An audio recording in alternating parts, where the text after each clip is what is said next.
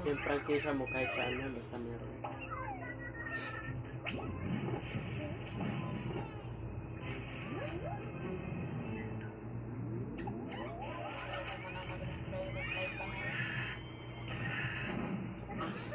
Tama na.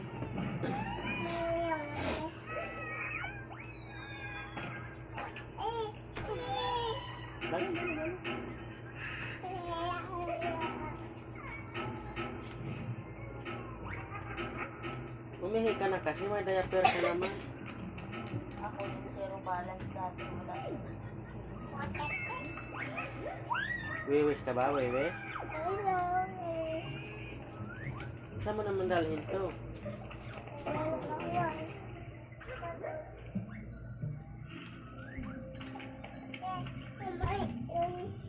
Saan yung isa kunin mo payakapin natin? Pera mo.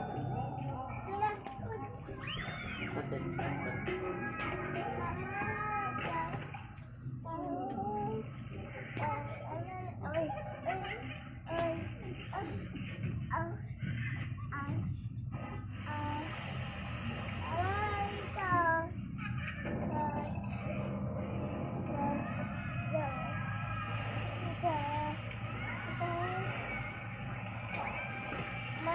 Sa iba pala.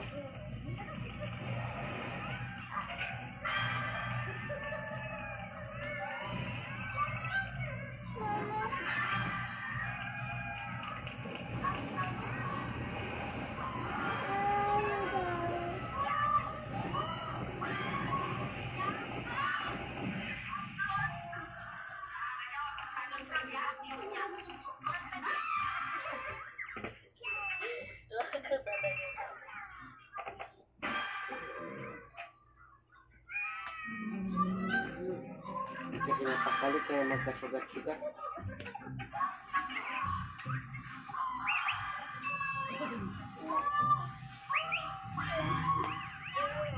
Ayun na, magyakap pa na sila.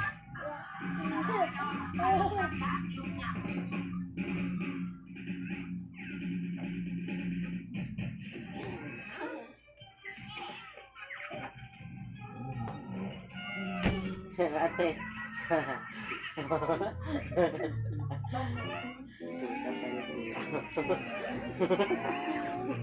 Love sila oh.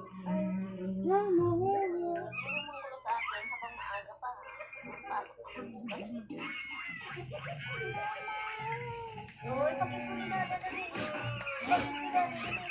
Dali bebe, dali. Bakit? Nakasisabutin mo lang ito. Ako gulo sa akin.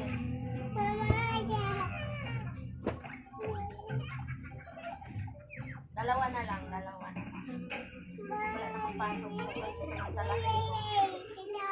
Palungi lang naman tayo bukas. Sabi, ayang baba.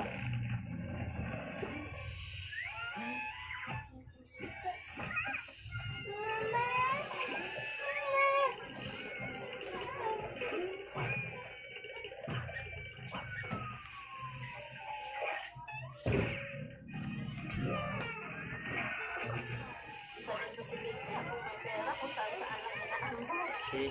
Titya. Sino na? Si Mami. Bakit? Kung may pera, kung saan-saan lang, ibibigit ng simbahan nila. Kailan. Isahod nga daw yan. Pina-ice cream. Oo nga eh. Dati pa naman yan siya.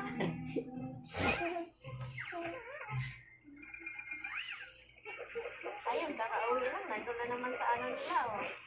Kainan na naman. Ano nang katolik ko? Born again yan sila. Ganito ba talaga sila daw? Wala silang mga remote. Sila linumpatay. May drum yun sila. Oh, yung maingay nga doon sa ano, di ba? Yung sa Santa Mesa dati. Palengke? Oo, yung sabi mo, di ba? Ganyan yung sila titis na, Alam ni Tess yun. Kasama nila. di ba? Pag mapalengke tayo, sasabihin mo sa akin, ganyan din sila kasi kaya kaingay ma. Pag ano, simbahan nila.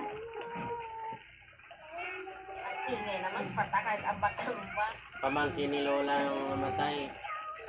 Pastor yung born. Abay na din. Doon si Lola katolik. Pero okay naman yan. Okay naman yan. Dali nga sana ni ako yan eh. Kasimba kami doon, 2 linggo. Pero okay naman. Sige. Oo, aga. Yun, sir, thank ya. Eh nga, nag-ako ate ah. Yung kapag simba nga. Imbis mag-ampo, makaloy, may nag-inumpat. Oo, kasi tingnan mo naman sila dito. Para wala may mamali. Pero nga mo, kaya pa respeto ra ba? Simba ra kayo. Pero parang bawal ata dahil pag papasok na ng iba sa kapulisan, hindi ba bawal? Parang nalilito, parang bawal. Pag ano na talagang ano mo, yun ay